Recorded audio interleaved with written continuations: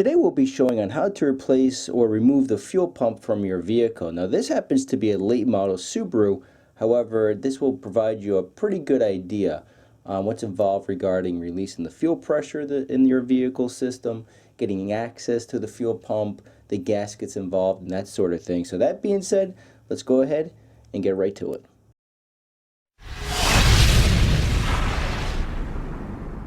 Now the first step is we need to release the fuel pressure in the system. To do that, you have a cover here. This is the main fuse box, and you have a bunch of different fuses, and it tells you various things. But what we're interested here is the fuel pump. It happens to be a 15 amp fuse. Here's a little holder. Place it around the fuse. And there you go. So now we'll crank the car. It'll probably start and then it'll die off. Crank it a few more times and that will release all of the fuel pressure in the system. And here's just a close-up showing where that fuse is located, right here. Okay, here we go.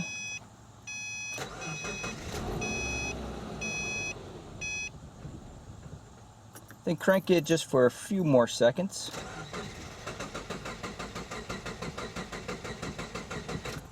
And that's it. We need to remove the rear seat, but there's a satellite sensor for the airbag system. So what you want to do is disconnect the negative terminal to the battery and then wait at least 20 seconds. I'll probably wait a few more minutes beyond that. But just disconnect the negative terminal to the battery, wait a minute or so, and then go ahead and we'll remove the rear seat of the vehicle.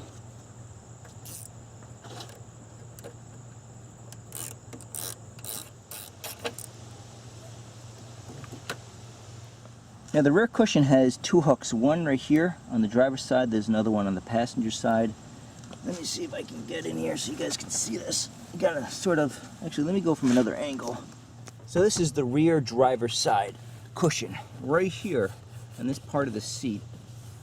You have to pull up, let me see if I can, so you guys can see this. It's sort of hard, I'm not sure if you can see this, but you'll see a white clamp. Right in front of that white clamp is a hook. You just press it open like that. Let me just show you what it looks like here. So this is where that hook is located, and right here. Just push forward toward the front of the vehicle. We'll do the same thing on the passenger side. Okay, same on this side. Okay, and then right in the center is a hook. You just press up, and that's it. Let's pull the seat right out. This happens to be the rear passenger side of the vehicle. We have 4 Phillips side screws that we need to remove.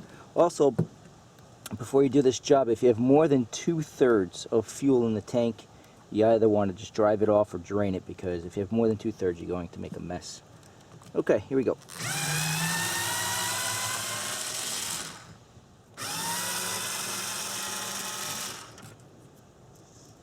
Then you have a grommet right here.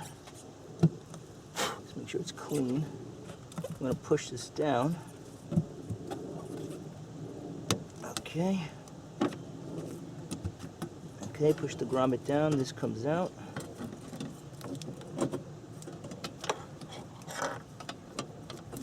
Okay.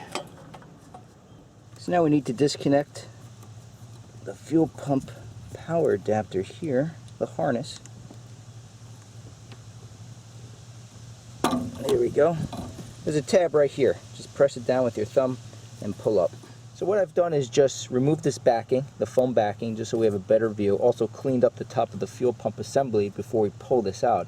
But very quickly, right here you have 2 fuel lines. To remove these, you need a special tool. I'll include the part number in the description box below. It's around $20, this tool. Maybe if you have a buddy, maybe he has one lying around by chance. But so we'll place the tool around the fuel line. It's a little funky to deal with. Okay, and now we're going to press in.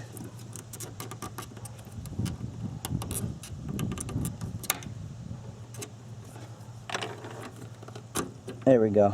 Okay, so I just placed that fuel tube. Let me grab some paper towels. What I've done off camera is I grabbed an extra 5/16 of an inch fuel hose, placed it over the end, this nipple coming out of the fuel pump, and I have a bolt on the opposite end. This stops the fuel flow because the fuel just keeps on leaking out. It doesn't want to stop. And then you have the quick connector right here. What I've done is if once this points down, the fuel just wants to come out.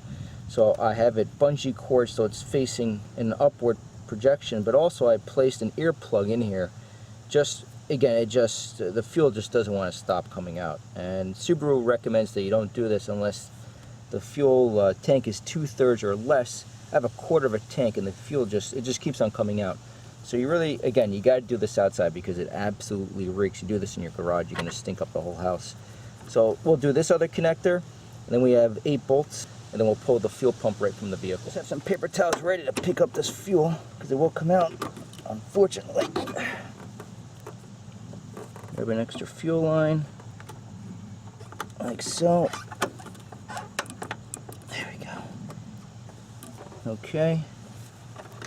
Gotta put this in there. Not sure if it really helps, but this fuel just leaks out from everywhere, unfortunately.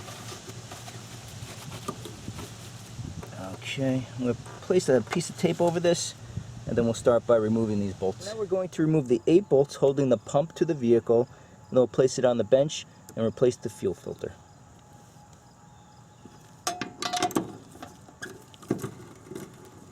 And this is an 8mm, by the way, or 5/16 of an inch.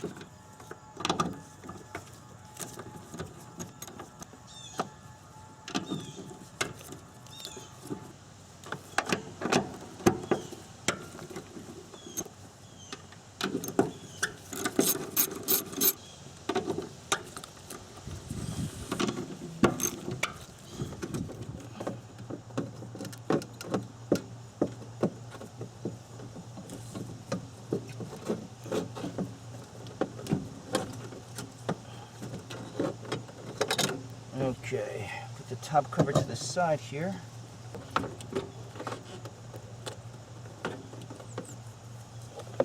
It's a little tricky to get this out. Gotta be a little patient, but here we go.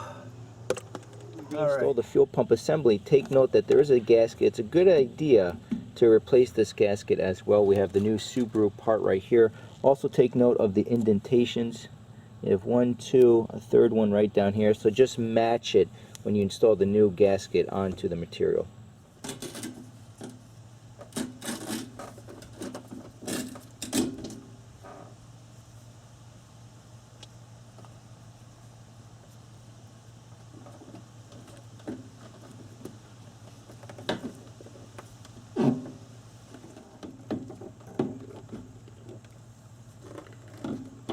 So that way you need to install the upper plate, and the upper plate coincides with those 3 tabs on the gasket.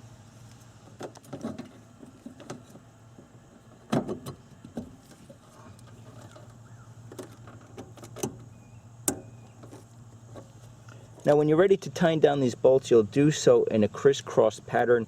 Also note that they're not very tight, around 3 to 4 foot-pounds, so don't over tighten them.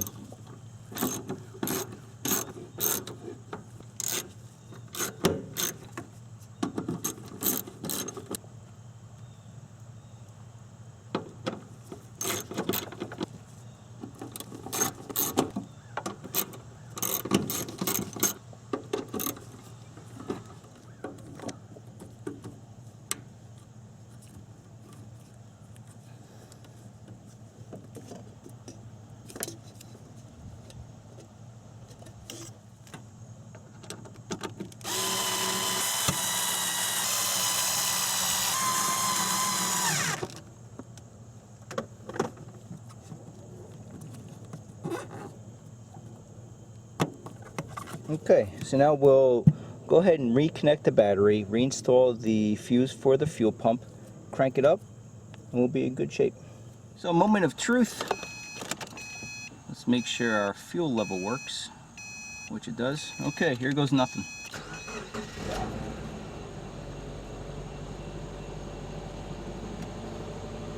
So that's it, we're in good shape.